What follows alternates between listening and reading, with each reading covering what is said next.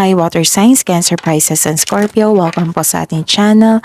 At ito ay inyong Daily Gabay Tarot reading for April 27, 2024. Please be reminded that this is general reading po. General reading po ito. Sa mga naka-resonate, comment kayo. Sa mga hindi naka-resonate, ibigay niyo po sa iba kasi general reading po ito.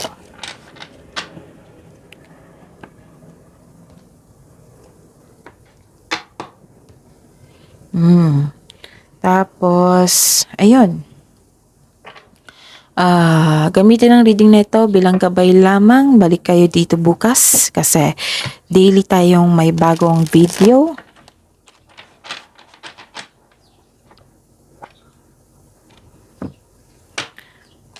Please like, subscribe, and click bell button for notification para updated po kayo sa daily tarot reading natin.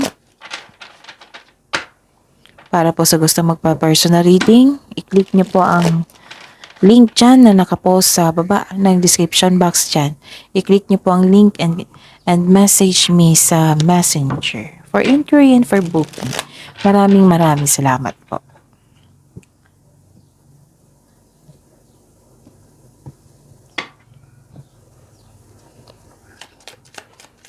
Spirits guys, mga ganap po para kay Cancer, Pisces, sa Scorpio ngayong April 27, 2024.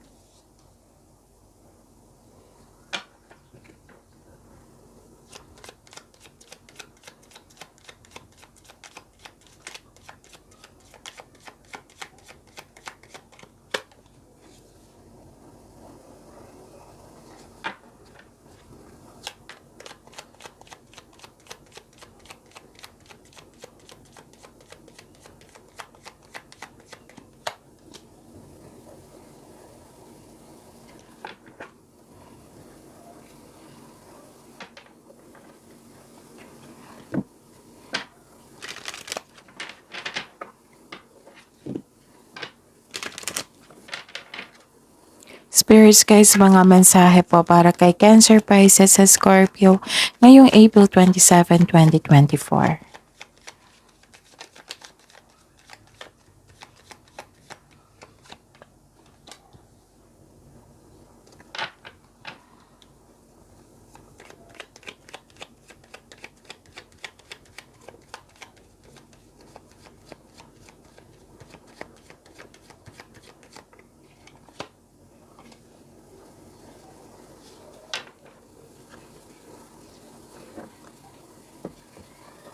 Okay, Cancer, Pisces, sa Scorpio ngayong April 27, 2024. And by the way, nakapanood na ba kayo? Napanood nyo na ba yung April 26 nyo? So, panoorin nyo po ha, maaga po yung upload nun. So, every 10 p.m. na po tayo, 10 o'clock PH time. So, advance po ang premiere niyan, hindi na po 6 a.m. Okay? Tapos, ayun, panoorin nyo po yung April 26 nyo.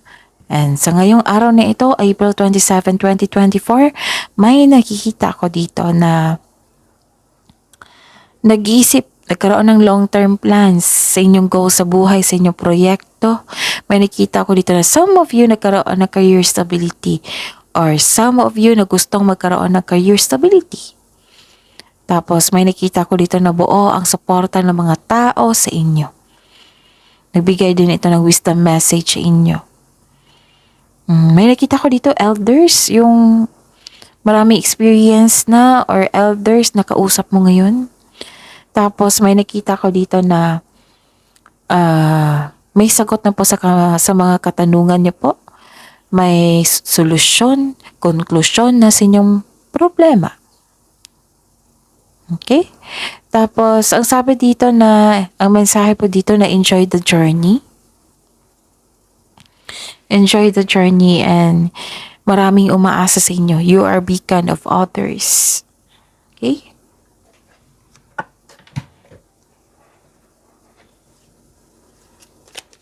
Spirits guide. Energy po ni Cancer, Pisces, sa Scorpio ngayong April 27, 2024. Oops.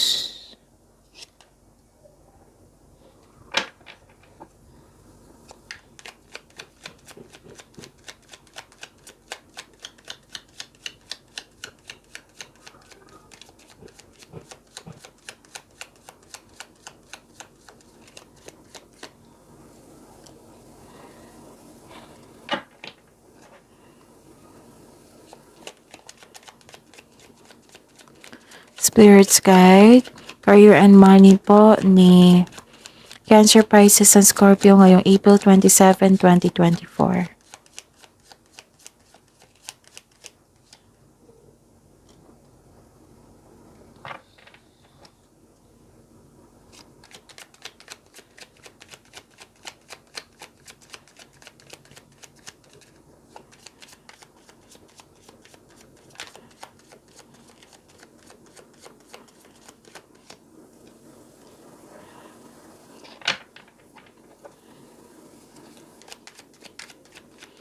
Spirits Guide, Love Life, Self-Love, Partnership, and Romance ni Cancer, Pisces, sa Scorpio ngayong April 27, 2024.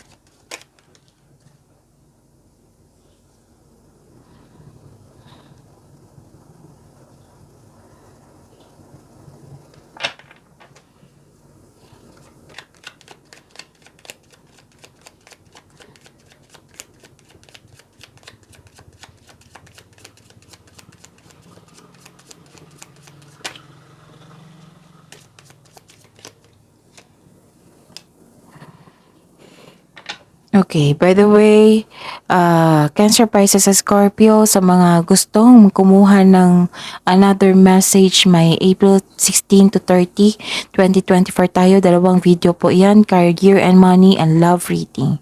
So, ayun, kung punta lang kayo sa channel natin, scroll down nyo lang po hanggang sa makita nyo yung individual video nyo po. Cancer, Pisces, Scorpio.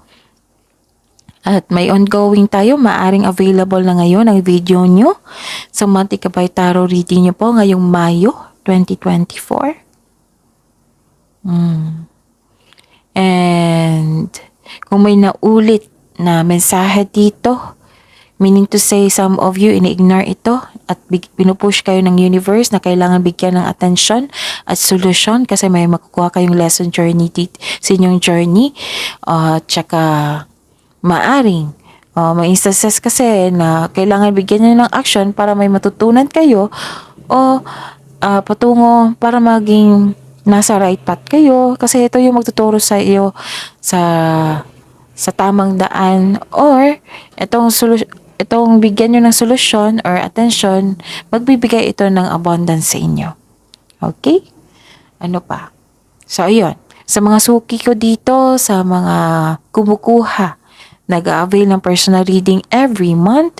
So, open na po yung schedule natin for booking ngayong May 2024. I-PM nyo ako for booking, okay? So, sa mga bago dito na gusto mag-personal reading, andito po yung link sa baba ng video nyo. May link po dyan. I-click nyo po and message me for inquiry and for booking. Maraming salamat po. Ngayong April 27, 2024, check muna natin kung may repeating number. Baka kasi makalimutan.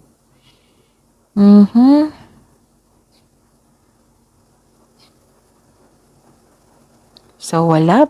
Check natin bukas. It might, sa April 26, parang meron kayong repeating number doon. So, check nyo. Okay? And, ang sabi po dito na wow, so this is a good sign na ibinando na mo na ang toxic na tao, toxic na environment. You have your freedom. You have your freedom. Kung sa health man ito, a difficult cycle is about to end. Nawala na yung sakit, pwede din addiction, pwede din bad habits, nalampasan mo na, and this is called recovery. Ganda, no? This is release, liberation, freedom, choices. Okay, ano pa? May ano dito dalawang tao. Yung may partnership, union, nagkaroon ng pagbalanse. This card tells you na may namuong relasyon. This card symbolizes shared feelings and mutual attraction. Mostly romantic partnership ito. This is called a destiny card. So, isang malaking good news ito sa mga single dyan. So, maghanda dahil parating na ang nakatadhana sa inyo. May parating na job opportunity o business partnership, kasosyo, Grab mo na yung opportunity na ito dahil may nakita ko dito ang financial growth. Basta po planuhin na mabuti at sipagan sa araw-araw. At nakikita ko dito na may kakapasok nyo lang sa isang relasyon. Sa mga may relasyon sa buhay mag-asawa, nakita ko dito na mahal nyo ang isa't isa, very supportive kayo sa isa't isa. Tapos busy kayo kasi gusto nyo may sakatuparan yung plano nyo sa buhay. May project kayo. Okay, ano pa? Sa career and money nyo,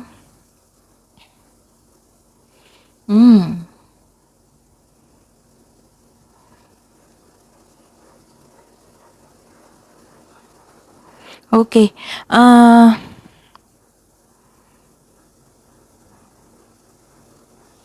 May shared feelings to eh. Pero, may nakita ko ditong pagwawalang kilos. Oo, sa career and money nyo, may nakikita akong pagwawalang kilos, kawalang interes.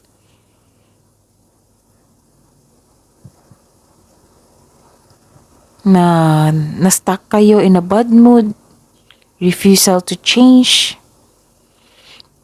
Tapos kung may opportunity na dumating, pag-isipan niyo po ng mabuti, wag po niyong i-grab sana.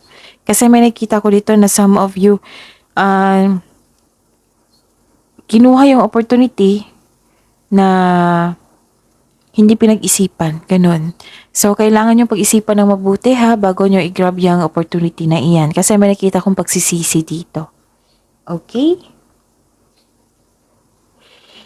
Ano pa? Disappointed kayo dito. You felt empty kasi yun nga, wag kayo mag-grab agad na wala hindi pinag-isipan. So, kailangan yung pag-isipan yan, magkaroon ng wastong plano, magkaroon ng wastong desisyon. Kasi may nakita talaga ako, grab agad ang opportunity na hindi pinag-isipan na walang plano. So, may pagsisisi, may disappointment, you are stuck in a bad mood. Okay? You felt empty din eh. Nakita ko dito na kung may kasamahan kayo dyan or kayo na buntis, na hindi magandang pakiramdam, magpa-check up na kayo. Baka kailangan po. You felt exhausted you felt empty, maraming demand, maraming trabaho, maraming demand yung boss nyo, amo nyo. Kaya, ito, umiwas sa mga taong toxic na naghatid sa inyo. Ito yung advice. May iniisip kayo sa past nyo regarding sa career and money nyo na nagsisisi kayo na nagbigay kayo ng investment doon. At nalungkot kayo. So past na yan, let it go. Magtira kayo dito sa present nyo para sa future. Pwede din na may alok na nawala kasi ayun. Kasi minsan na mawala yung opportunity na iyan dahil sa nakakulong kayo sa inyong isipan, overthinking, overanalyzing. So, kaya I suggest, kung magkaroon ng overthinking, huwag niyong patagalin. Kasi ito yung kumukuha ng happiness nyo.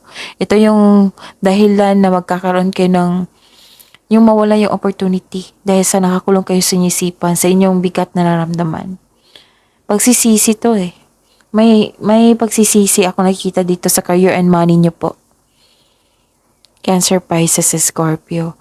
Pwede din sa isang tao na buong tiwala mo sa kanya tapos, ayun, na discourage po kayo. Okay? Ano pa?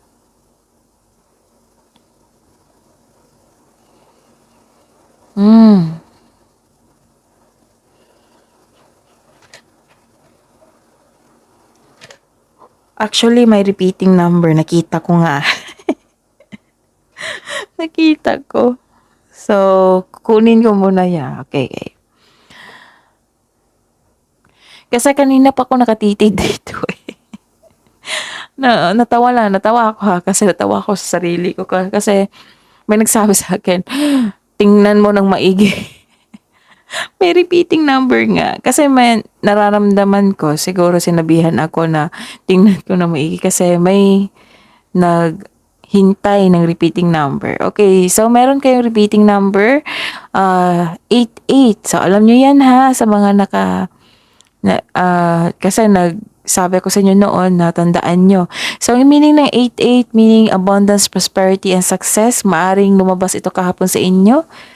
Okay? The spiritual meaning of number 88 is abundance, prosperity, and success po. Ito yung resulta sa inyong hard work. This is cause and effect. This is good karma. Okay? This is, nagkaroon ng rainbow blessings. Ganun. Wow. Butit nakinig ako. Natawa talaga ako, Cancer, Pisces, sa Scorpio. Ay, nako. Okay. So, proceed tayo. Natawa ako. Bakit, sabi ko, parang may, sasabihin ako. Tapos may nagsabi, sabihin mo, titigan mo ng maigi. Natawa ako, sorry po. Ayun, sa love life, self-love, partnership, and romance, may nakita ko dito na growth and mahabang pasensya nyo. Syempre, strength to ni Cancer, Pisces, and Scorpio. Yes, I truly admired Cancer, Pisces, and Scorpio. Hindi ako water signs ha. Baka may magsabi dito kasi water signs ka, ma'am. Hindi. Nag-a-appreciate ako. Na-appreciate ko kasi yung magaling kayong humawak ng pera. Tapos, ang taas ng pasensya. Pero, yung taas ng pasensya nyo, pag may nag-abuso, nako, iba to magalit lalo na si Scorpio. Oo. Maraming kakilala ko na Scorpio na kaibigan ko. Ito na naman yung princess warrior namin. Queen warrior namin. Kasi itong sign na ito, si Cancer, Pisces, Scorpio, handa nyong ipagtanggol yung mga tao, yung favorite person nyo laban sa ibang tao na nanira sa kanya. Di ba? Oo, galing nyo yan eh. Okay. Naalala ko lang kasi natutuwa kasi ako na very concerned. Yes, you are very sensitive. Yan yung weakness nyo. Pero I consider strength tong nyo yung pagiging confident nyo. Yung like for example na may gagawin. Yung ibang signs, mamaya na kasi gusto nila yung time management. Kayo, since wala kayong ginagawa, gusto nyo tapusin nyo yung trabaho nyo. Masibag kasi kayo Kung hindi nyo alam kung hindi nyo kilala yung sarili nyo, masipag po kayo, mabait din, medyo sensitive. Kasi genuine kayo totoo kayo sa tao, sa kapwa nyo, mabait din kayo. Okay? And sobrang believe talaga ako kasi magaling kayong humawak ng pera. Kaya hindi na ako magtaka na marami kayong investment, like properties. Mahilig din kayo magbigay ng tulong, kaya hindi na kayo magtaka na may mga blessings na darating sa inyo kasi mahilig kayo magtulong. Yung weakness nyo lang is, yung too attachment sa isang tao, tapos nag-expect ka na kasing bait mo yung kapwa mo, na hindi pala, ayun, masaktan kayo. Okay, so this is growth and patience. Nagbigay ka ng pasensya ngayon, baka may ganap, so nagbigay ka ng pasensya. Na nagkaroon din ng pagpaplano po and contemplation. Some of you sa mga single dito nagmamadali na magkaroon ng relasyon. And this card tells you na slow down and enjoy the adventure in this moment. The universe is bringing the right relationship to you at the right time. Kaya konting hintay lang po. Trust and have faith. Mapagpasensya at patuloy mo lang alagaan ang sarili mo habang hinihintay mo yung bigay ng tadhana sa iyo. Tapos, ayun. Nakita ko dito, you are very close to seeing the tangible results sa inyong efforts. Huwag kayong mag-give up. Stay positive and be grateful. Malapit yun nang maabot ang iyong goal sa buhay. Parating na ang resulta sa inyong sipag at tiyaga. Wow! Naghihintay ka na at malapit ka na mag-harvest. Sa mga single dito na naghahanap ng karelasyon, malapit na po. Sa mga may relasyon sa buhay mag-asawa, malapit yun na maabot yung resulta ng inyong mga sa sipag. O, nagsisipag kasi kayo kasi may goal kayo, may project kayo. So, stay positive lang po and be grateful. Huwag kayong sumuko, okay? May nakita kong away dito. Bakit naman? Bakit may away dito? Anong nangyari? Anong nangyari? May nakita ko dito. Pero in-exercise nyo yung patience nyo, which is very good kasi the clarification of these two cards na nag-exercise kayo ng patience nyo, you're slowing down, nagkaroon ng delay pero inintindi nyo, may unexpected message siya. Baka ihanda ang sarili. So, ayun. Focus lang po kayo sa control nyo. Huwag kayo mag-focus sa hindi nyo makontrol. Huwag kayong mag-focus sa outcome. Like for example, sa trabaho, huwag kayong mag-focus sa outcome. Kasi, syempre, bago kayo nagsimula sa inyong trabaho, sa inyong proyekto, may vision na yan, di ba? Mission and vision. So, huwag kayong mag-focus muna.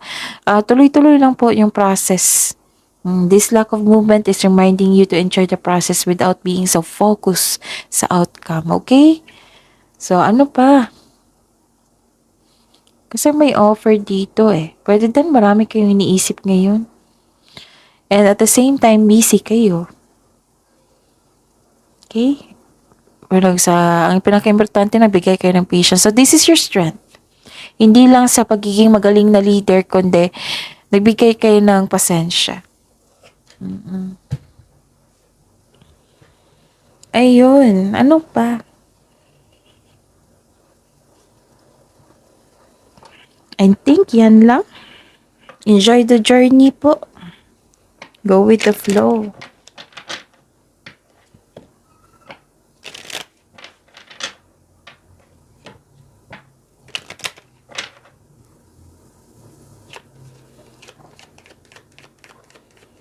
So, yun na. Kung may naulit na mensahe, kailangan bigyan ng solusyon, aksyon, at kunin yung lesson.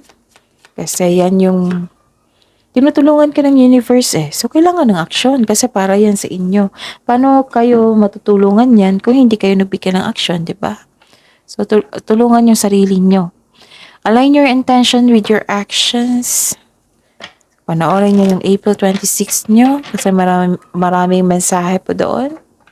Okay?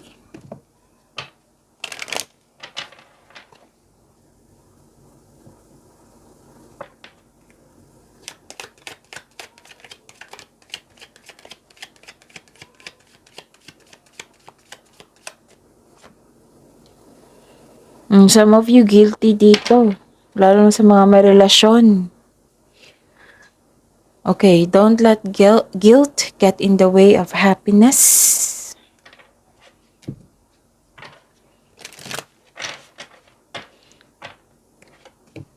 I consider this overthinking Kasi overthinking can steal your happiness, right? The opportunity. Okay. Inherent wisdom is emerging at this time. Watch it and ready yourself for a rebirth. Bagong simula. Transformation sa inyong buhay.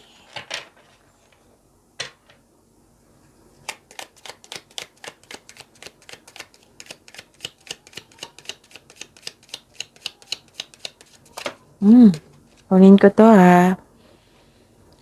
okay. Changes pa rin.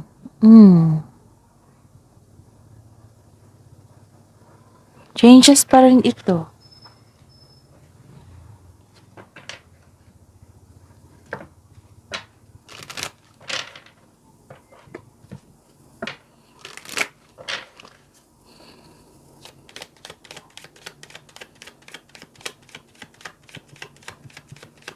Spirits, guides, angels, archangels, guardian angels, message siya pa para kay Cancer, Pisces, and Scorpio ngayong April 27, 2024.